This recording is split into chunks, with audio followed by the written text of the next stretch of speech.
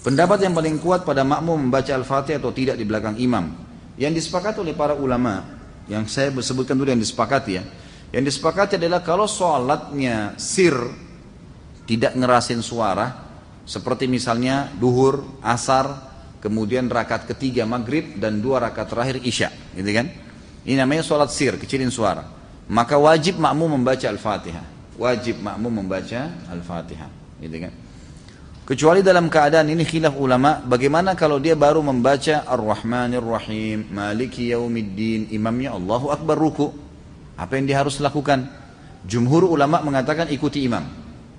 Karena dia sudah berijtihad, dia sudah baca, gitu kan? Tapi tidak selesai. Sama dengan orang masbuk, baru Allahu Akbar, imamnya kita baru baca 2 Al-Fatihah sudah ruku. Apa yang harus kita lakukan? Jumhur mengatakan ruku saja. Imam Syafi'i mengatakan tidak, harus dia baca. Nggak bisa. Dan dia boleh ketinggalan untuk mengejar Al-Fatihah sampai 3 gerakan. Kalau dalam mazhab Syafi'iyah, gitu kan? 3 gerakan artinya ruku, sami'allahu hamidah, sampai sujud pertama. Nah itu dia boleh tetap menyelesaikan Al-Fatihahnya lalu dia mengejar imam. Karena pentingnya masalah Al-Fatihah ini.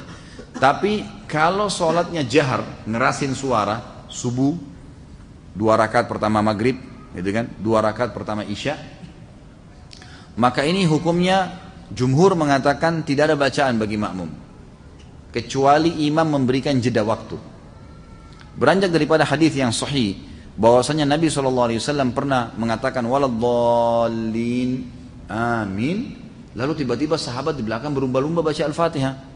Jadi ada suara bergemuruh gitu, sehingga bacaan Nabi SAW, Nabi sendiri terganggu SAW, dan makmum juga tidak konsentrasi dengar bacaan ayatnya beliau. Beliau begitu salam lalu beliau mengatakan mali unazi', kenapa tadi saya diganggu dengan bacaan kalian?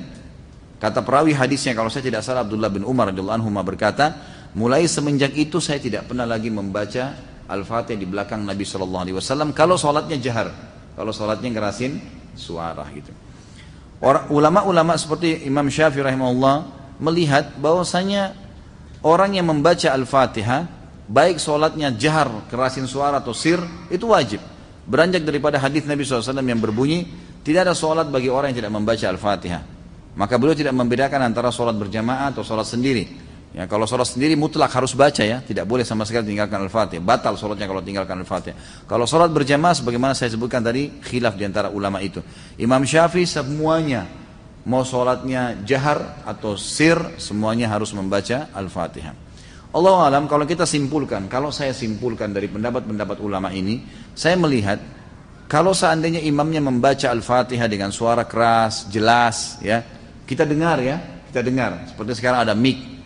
Lain kalau mati lampu gelap, tidak kedengaran suara atau kita terlalu jauh dari imam, itu lain. Walaupun sholat jahar tetap wajib baca Al-Fatihah tuh, karena kita tidak dengar.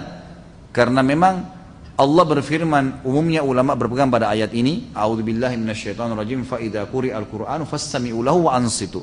Kalau Al-Qur'an dibacakan, dengarkan baik-baik dan ya telitilah, jelihlah. Berarti kasusnya adalah kalau dengar. Kalau dengar kita nggak boleh berkata yang lain, gitu kan? Nah, kalau imam sholat jahar, maghrib misalnya, tapi mati lampu, kita di saf ke-5 atau ke-6, ke-7 ke belakang, nggak dengar. Atau sholat di belakang perempuan nggak dengar sama sekali. Mereka tetap baca Al-Fatihah selama tidak dengar. Tapi kalau mereka dengar Al-Fatihah itu, seperti tadi imam kita Masya Allah membaca misalnya, kita dengar. Dan pada saat mengatakan waladdallin, kemudian semua mengatakan amin. Begitu selesai amin, imamnya baca langsung surah. Nah ini Allahu alam, yang lebih dekat pendapat ulama mengatakan tidak lagi baca Al-Fatihah. Kembali kepada hadis, ya, bacaan imam adalah bacaan makmum. Itu sudah ada hadis yang menjelaskan masalah itu. Tapi kalau imamnya jeli dan dia lebih faham masalah fikih menjadi imam, adalah setelah waladdallin amin, imamnya diam jeda 7 ayat Al-Fatihah. Maka pada saat itu makmum silakan baca, gitu kan? Dia membacanya.